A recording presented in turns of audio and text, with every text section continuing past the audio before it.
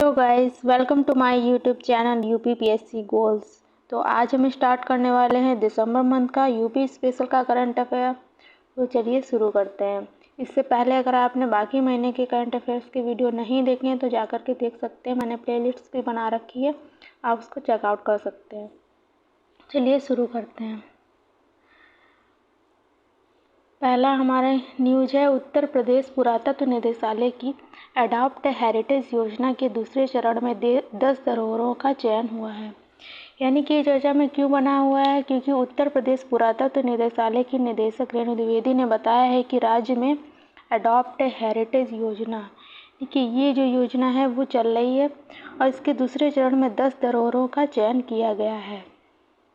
इसके प्रमुख पॉइंट देख लेते हैं कि अडॉप्ट हेरिटेज योजना में के दूसरे चरण में लखनऊ के आलमबाग भवन समेत पोथरा कुंड, मथुरा, कल्पा देवी एवं आस्तिक बाबा मंदिर, सीतापुर देवगढ़ की बौद्ध गुफाएं, ललितपुर राज मंदिर, गुप्ता घाट अयोध्या, लक्ष्मी मंदिर झांसी, टहरौली किला झांसी, बाला बेहट किला ललितपुर, दिगारागढ़ी झांसी तथा शिव मंदिर टिकैत राय बिठूर कानपुर को भी शामिल किया गया। यानी कि सारी चीज़ें हमारी अडॉप्ट हेरिटेज योजना के तहत शामिल की गई हैं, जिसमें लखनऊ का आलमबाग समेत पोथरा कुंड, मथुरा की कल्पा देवी। तो आप अगर चाहें तो जो मैं पॉइंट्स हाईलाइट करती हूँ आप उसके नोट्स भी बना सकते हैं इफ़ यू वांट।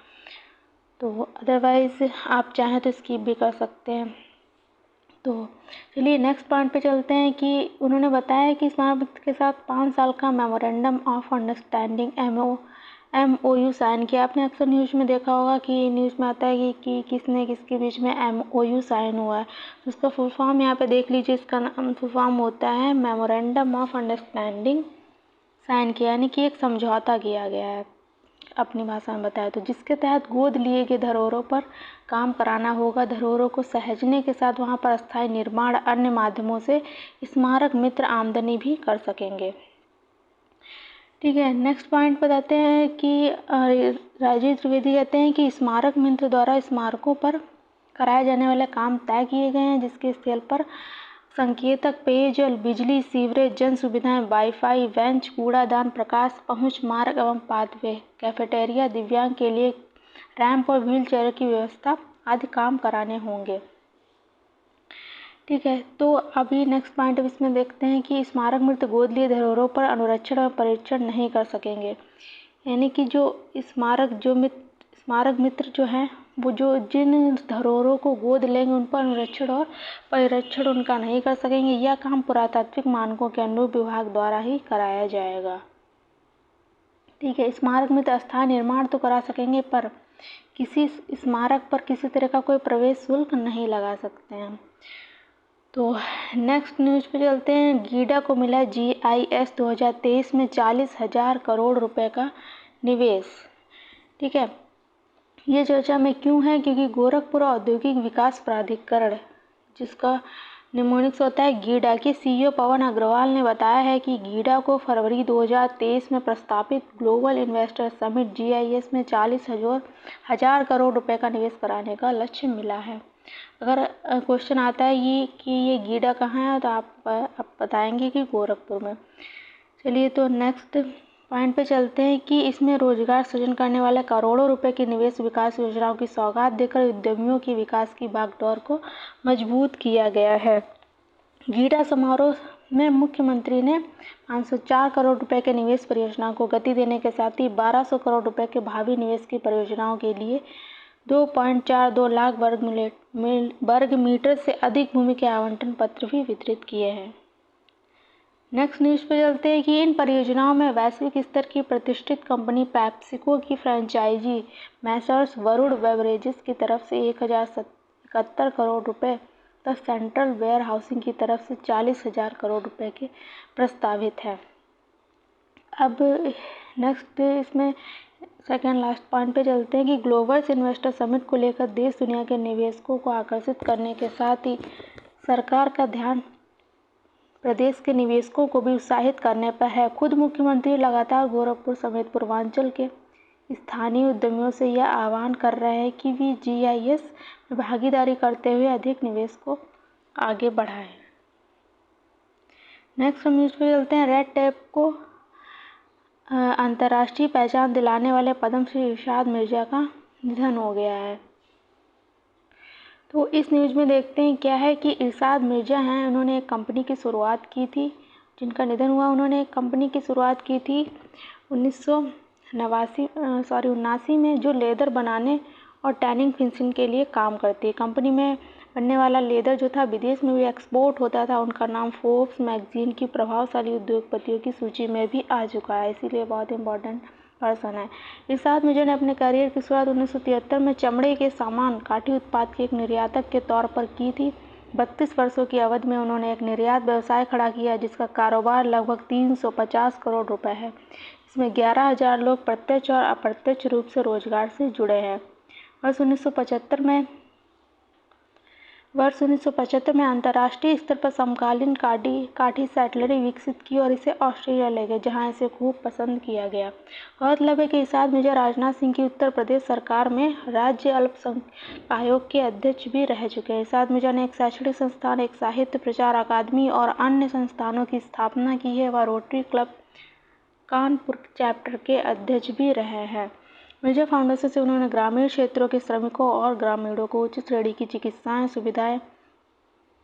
सुविधाएं उपलब्ध कराने के लिए कारखानों के पास 100 बिस्तरों वाला अस्पताल भी बनवाया है। इसके अलावा वह चमड़ा निर्यात परिषद के अध्यक्ष, Associated Chambers of Commerce and Industry Uttar Pradesh के अध्यक्ष, Federation of Indian Export Organisation प्रबंध समिति के सदस्य तथा Uttar Pradesh State Industrial Corporation के निदेशक की जिम्मेदारियां भी संभाल चुके हैं। नेक्स्ट न्यूज़ पे चलते हैं कि उत्तर प्रदेश सरकार ने पेश किया है 33,700 करोड़ रुपए का अनुपूरक बजट।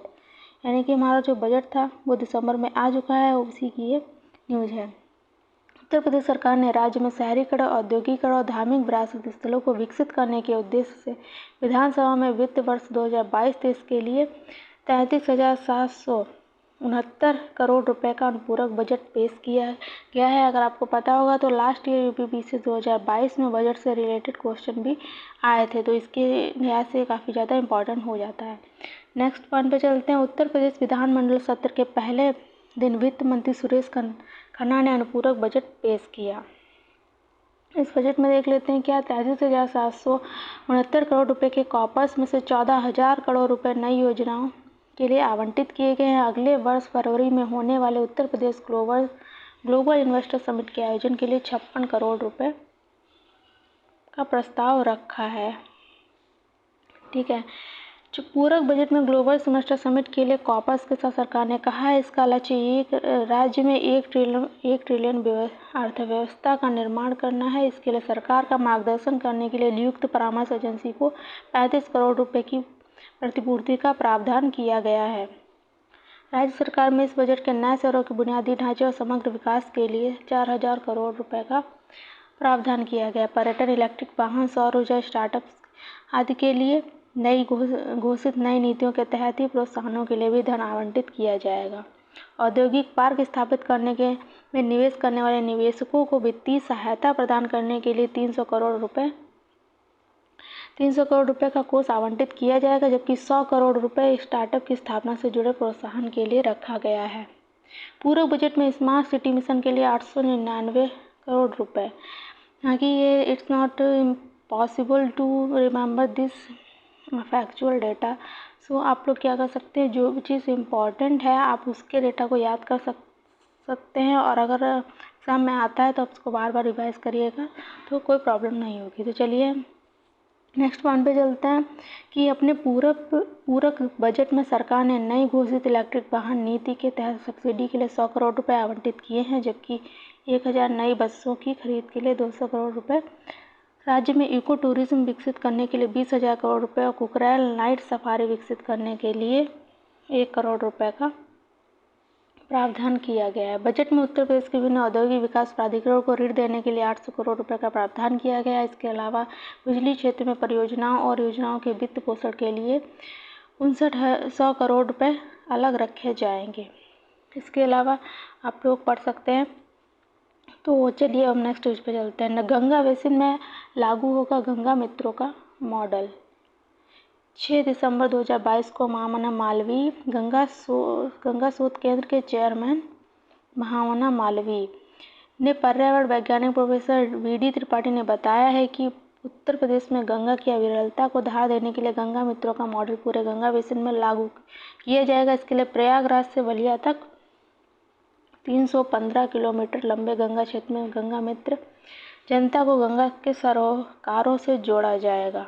इसके प्रमुख बिंदु देख लेते हैं कि national mission for clean Ganga के तहत अविरल, निर्मल, अर्थ, आध्यात्मिक और पारिस्थितिक गंगा के से जन जन को जोड़ने की कवायद 10 महीने में सकारात्मक सा नजर आ रहा है। माना मालवीय गंगा शोध केंद्र बीएचयू ने इस मॉडल को पूरे गंगा बेसिन में लागू करने का प्रस्ताव भेजा है। उल्लेखनीय है कि मार्च से गंगा संरक्षण अभियान की शुरुआत हुई थी, यानी कि मार्च 2022 से 700 गंगा मित्र इस अभियान से जुड़े हैं। 90 लाख की लागत से प्रयागराज से बलिया के बीच 21 किलोमीटर के अंतराल पर गंगा जागरूकता शोध केंद्र स्थापित किए गए हैं। गंगा मित्रों ने 650 से अधिक गंगा ग्राम एवं 100 गंगा वार्ड का चयन कर 15,000 जल संरक्षण समिति और 15,000 जल संरक्षक सदस्य बनाए हैं।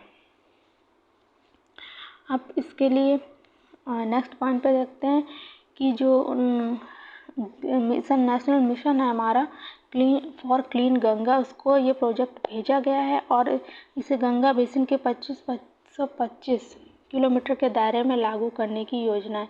यानी कि जो गंगा बेसिन की लंबाई है वो यहाँ पे दी गई है, उसमें लागू किया जाएगा। दूसरे अन्य नदियों के संरक्षण के लिए भी इस योजना को मूर्त रूप दिया जा सकता है।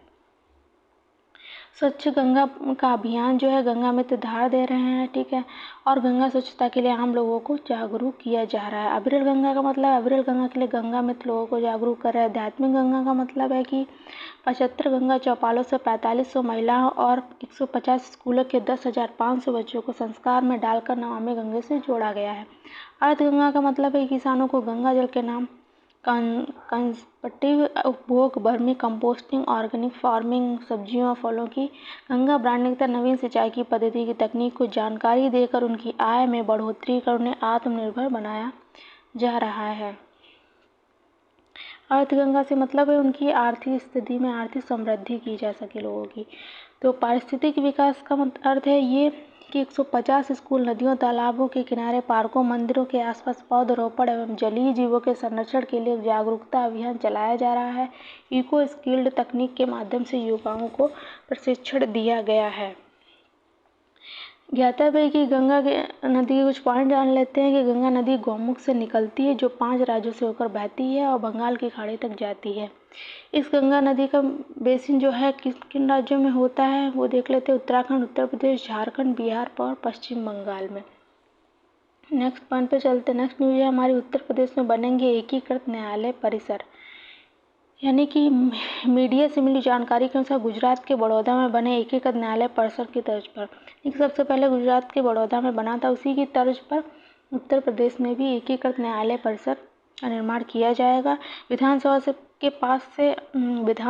पास जो अनुपूरक बजट था उसके माध्यम से इस विशेष योजना के लिए 400 करोड़ रुपए आवंटित कर दिए गए हैं। नेक्स्ट पॉइंट देख लेते हैं कि एकीकृत न्यायालय परिसर के लिए पायलट प्रोजेक्ट के तौर पर राज्य के 10 जिलों का चयन किया गया, यानी कि इन 10 जिलों में ये योजना होगी। तो क्या है ये, कौन से हैं 10 जिले देखते हैं। महोबा, हाथरस, चंदौली, शामली, अमेठी, हापुड़, औरैया, सोनभद्र, संभल और चित्रकूट, ये 10 जिले हैं। मुख्यमंत्री ने बताया कि राज्यों में अपराधों की अलग अलग प्रकृति के अनुसार त्वरित न्याय के लिए अलग अलग कानूनों से जुड़े अदालतों की संख्या में बढ़ोतरी हुई है। बहुत सी जगहों पर किराए के भवनों में अदालतों के चलते न्यायिक अधिकारियों और फरादियों दोनों को ही दिक्कत होती है। सुरक्षा और प्रशासनिक व्यवस्था में दिक्कतें आती हैं। इसको देखते हुए अदालतों के लिए एकीकृत कोर्ट परिसर स्थापित करने का निर्णय लिया गया। इसके अलावा एक आदेश में उच्चतम न्यायालय द्वारा भी ऐसे न्यायालय परिसरों का निर्माण का आदेश दिया गया है। राज्य में मुख्यमंत्री के निर्देश पर लोक निर्माण, गृह तथा विधि एवं न्याय विभाग की इस योजना पर काम कर रहे हैं। एकीकृत भवन में कोर्ट, जजों के chamber, meeting hall, video court, parking, canteen सहित सभी सुविधाओं के लिए जगह होगी। इस टाइप की न्यूज हमने पहले पढ़ चुकी है, हम लोग पहले पढ़ चुके हैं, तो उसको इग्नोर ज़्यादा इसको स्किप करते हैं, तो आप लोग पढ़ लीजिएगा। नेक्स्ट पे चलते हैं। उत्तर प्रदेश के 6 जिलों में मेडिकल कॉलेज खोलने के टेंडर जारी हैं, यानी कि हमारी एक योजना, एक जिला एक मेडिकल कॉलेज के तहत 6 जिलों में पीपीपी मॉडल पर पीपीपी का फुल फॉर्म मैंने आपको बताया था, पब्लिक प्राइवेट पार्टिसिपेशन। इसके मॉडल पर मेडिकल कॉलेज खोलने की ये टेंडर जारी किया गया है। टेंडर प्रक्रिया के तहत राज्य के महोबा, मैनपुरी, बागपत, हमीरपुर, हाथरस और कासगंज में मेडिकल कॉलेज खोलने के लिए निवेशकों को चयनित किया जाएगा और केंद्र सरकार की वायबिलिटी गैप फंडिंग स्कीम के तहत, सॉरी गाइस, बीच में कोई डिस्टर्बेंस हो गया था इसलिए वीडियो को रोकना पड़ा। तो नेक्स्ट पॉइंट पे हम चलते हैं कि केंद्र सरकार की वायबिलिटी गैप फंडिंग की स्कीम के तहत उत्तर प्रदेश के 6 जिलों में मेडिकल कॉलेज खोले जाने की सैद्धांतिक सहमति प्राप्त हुई है। चिकित्सा शिक्षा के प्रमुख सचिव ने बताया कि उत्तर प्रदेश पहला राज्य है इसने पीपी मॉडल पर मेडिकल कॉलेज खोलने के लिए टेंडर जारी किया है। 6 जिलों में मेडिकल कॉलेज खोलने में करीब 1525 करोड़ रुपए का खर्च आएगा। इसमें से केंद्र सरकार सब्सिडी के रूप में करीब 1012 करोड़ का भार उठाएगी और कॉलेजों को औसतन 160 करोड़ रुपए की सब्सिडी मिलेगी। राज्य के महाराजगंज और शामली में मेडिकल कॉलेज खोलने के लिए निवेशकर्ता का चयन कार्य शुरू हो गया। अगले साल तक महाराजगंज में उपचार शुरू होने की संभावना है। इसके अलावा शामली और मऊ में भी मेडिकल कॉलेज प्रक्रियाधीन है। इसके अलावा कुछ इम्पॉर्टेंट है नहीं। तो नेक्स्ट पे चलते हैं। ओडीओपी की तर्ज पर 1 डिस्ट्रिक्ट 1 वेटलैंड की तैयारी, यानी कि अब 1 डिस्ट्रिक्ट 1 प्रोडक्ट के तहत जो 1 डिस्ट्रिक्ट 1 वेटलैंड पर भी काम करने का फैसला लिया है हमारी सरकार ने। तो इस संबंध में प्रदेश के सभी प्रभारी वनाधिकारियों को प्रस्ताव करने के निर्देश दिए गए हैं। इसके प्रमुख बिंदु देख लेते हैं कि इस योजना के तहत हर जनपद में एक वेटलैंड को संवारने का काम किया जाएगा, जिससे पर्यटन के लिहाज से आकर्षण का केंद्र बन सके। प्रदेश सरकार का प्रयास है कि प्रत्येक जनपद में एक वेटलैंड को इको टूरिज्म के तहत विकसित किया जाए, जिससे पर्यटन के मानचित्र में इस वेटलैंड को खास स्थान मिल सके। इससे प्रदेश की इको टूरिज्म का दायरा और व्यापक होगा। प्रदेश की इस पहल से अभी तक जो वेटलैंड उपेक्षित स्थिति में थे, उन पर विकास का किसी ध्यान नहीं गया, उनका भी कायाकल्प हो सकेगा। इसके साथ ही राजधानी लखनऊ में कुकरेल के प्राणी उद्यान को शिफ्ट करने और नाइट सफारी का काम जल्द ही शुरू होगा। प्रदेश सरकार ने वर्ष 2023 के अंत तक कुकरेल जू एवं नाइट सफारी की स्थापना का लक्ष्य निर्धारित किया है कि लखनऊ चिड़ियाघर का अगला स्थापना दिवस कुकरेल में मनाए जाने का निर्णय किया गया है। वन मंत्री ने 1 ट्रिलियन इकोनॉमी के संबंध में वन विभाग को दिए गए 10,000 करोड़ के लक्ष्य की प्राप्ति के लिए प्रदेश में लकड़ी आधारित उद्योगों की स्थापना के लिए जनपदवार लक्ष्यों का निर्धारण करने के निर्देश दिए। साथ ही काष्ठ कला बोर्ड की स्थापना के संबंध में भी चर्चा की गई। उन्होंने बरेली में जू स्थापना की प्रगति की जानकारी ली। वहीं सांडी, नवाबगंज, समस्तपुर, पश्चिम बिहार, सारनाथ, डियर पार्क, इंदिरा गांधी वनस्पति उद्यान, रायबरेली के बेहतर प्रबंधन के लिए सोसाइटी ट्रस्ट के गठन का प्रस्ताव उपलब्ध कराने के निर्देश दिए हैं। यानी कि जो सांडी है ये एक वेटलैंड है और ये कहाँ है? उत्तर प्रदेश के हरदोई जिले में। नवाबगंज है उत्तर प्रदेश के उन्नाव में और समस्तपुर है रायबरेली में। तो ये हमारा वेटलैंड है। नेक्स्ट पे चलते हैं। पहचान से एक क्लिक पर खुलेगी माध्यमिक स्कूलों की कुंडली, यानी कि उत्तर प्रदेश के हाथरस की जिला विधायक निरीक्षक नीतू गोयल ने बताया कि सीबीएसई की तर्ज पर उत्तर प्रदेश बोर्ड के विद्यालयों को भी अलग पहचान बनाने के उद्देश्य से राज्य के सभी कॉलेजों की वेबसाइट बनाई गई है। इसे पहचान नाम दिया गया। यानी कि पहचान क्या है? एक वेबसाइट है, ठीक है। इस पर एक क्लिक पर ही विद्यालय से संबंधित जानकारी प्राप्त की जा सकती है। ऋतु गोयल ने बताया कि माध्यमिक विद्यालय नवीनीकरण मिशन के तहत प्रदेश सरकार ने निर्देश पर बोर्ड ने स्कूलों का वेब पेज अपनी वेबसाइट पर पहचान नाम से अपलोड कर दिया। इसका उद्देश्य लोगों को उनके क्षेत्र में स्कूलों के विषय में जानने पहचानने का अवसर देने के साथ ही उसके उत्कर्ष में योगदान के लिए प्रेरित करना भी है।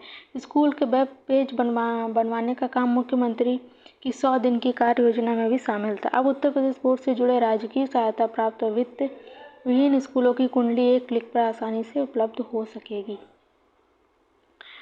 तो ये थी हमारी पहचान वेबसाइट की बात। चलते हैं नेक्स्ट न्यूज़ पे। प्रधानमंत्री ने गाजियाबाद में राष्ट्रीय यूनानी चिकित्सा संस्थान का उद्घाटन किया है। यानी कि गोवा में 9वें विश्व आयुर्वेदिक कांग्रेस WUAC के समापन में प्रधानमंत्री नरेंद्र मोदी हैं। उन्होंने उत्तर प्रदेश के गाजियाबाद में राष्ट्रीय यूनानी चिकित्सा संस्थान का डिजिटल माध्यम, यानी कि इससे पहले उन्होंने गोवा में भी शुरू किया है। तो इसके समारोह के साथ प्रधानमंत्री ने डिजिटल माध्यम से आयुर्वेदिक और होम्योपैथिक के 2 राष्ट्रीय आयुष संस्थान गोवा में अखिल भारतीय आयुर्वेदिक संस्थान के अलावा दिल्ली में राष्ट्रीय होम्योपैथिक संस्थान का भी उद्घाटन किया। यानी कि किन किन राज्यों में हुआ है, 2 राज्यों में हुआ और एक हमारा उत्तर प्रदेश का जिला है, यानी कि एक उत्तर प्रदेश राज्य में भी हुआ है।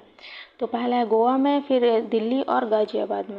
उल्लेखनीय है कि एम्स की तर्ज पर बने गाजियाबाद का कमला नेहरू स्थित राष्ट्रीय यूनानी चिकित्सा संस्थान उत्तर भारत का सबसे बड़ा यूनानी अस्पताल है। यहाँ पर मरीजों के लिए 200 बेड की सुविधा है। इस संस्थान में यूनानी पद्धति से मरीजों का इलाज किया जाएगा।